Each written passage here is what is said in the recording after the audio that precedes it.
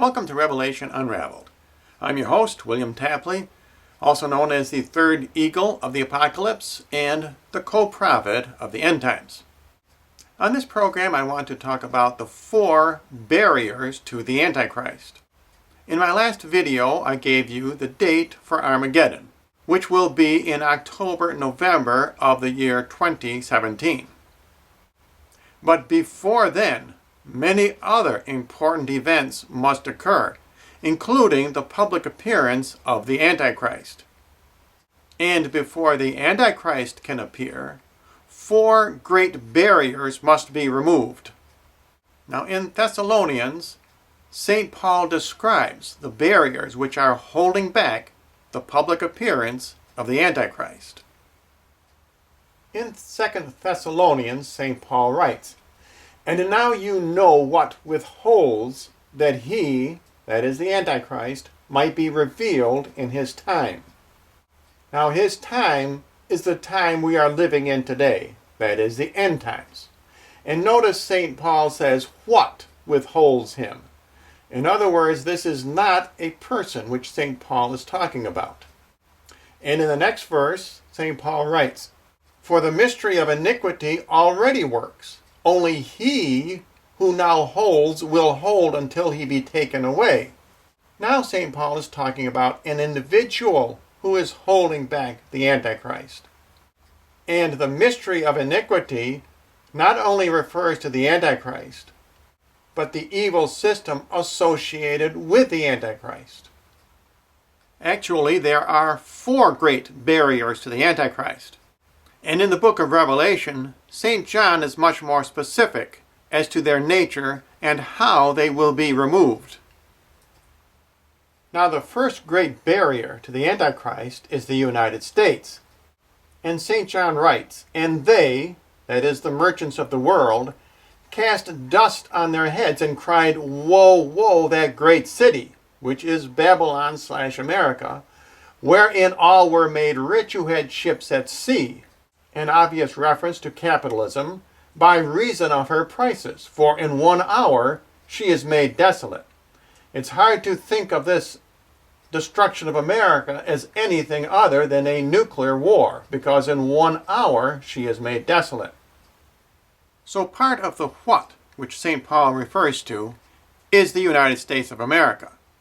That's why the one-worlders are so desperate to destroy our own national sovereignty. They know that their time is short. But there is another part of this equation which they also must destroy, and which they will destroy, and that is the Roman Catholic Church.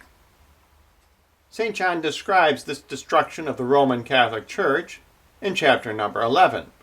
"And the angel stood, saying, Arise and measure the temple of God." Now this temple is not a Jewish temple, as a lot of the false prophets out there claim, but the court without, that is the exterior functions of the Catholic Church, measure it not, for it is given to the Gentiles. In other words, all of the hospitals, all the schools, all of the convents, monasteries, all the seminaries, all the orphanages, all of the external facets of the Catholic Church will be taken over by the one world government. And the holy city, now the holy city here is not Jerusalem, the holy city is Rome. They shall tread underfoot for 42 months. These 42 months refer to the first half of the tribulation. Following World War III, all nations of the world will support the one-world tyranny, including Russia, England, and America, which will have destroyed each other in World War III. When I say destroy, I don't mean completely destroy, but as Daniel says, their power will be taken away.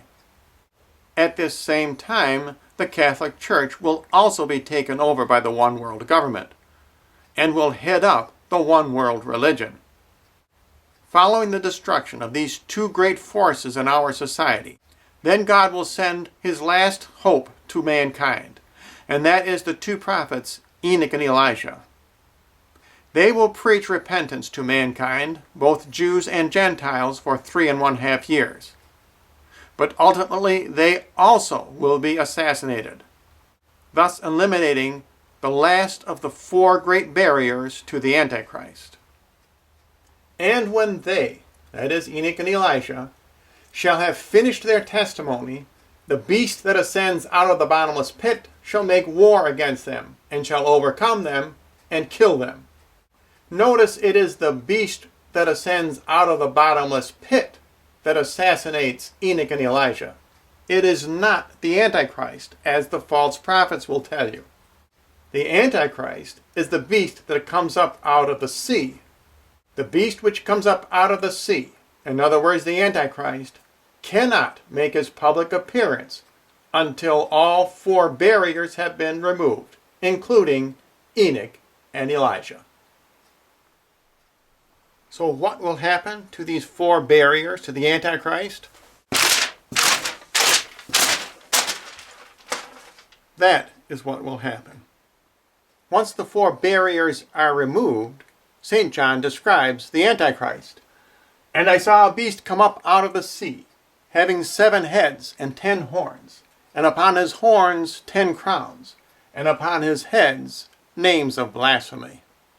The 10 heads with crowns symbolize the 10 greatest nations of the world, including England, Russia, and the United States.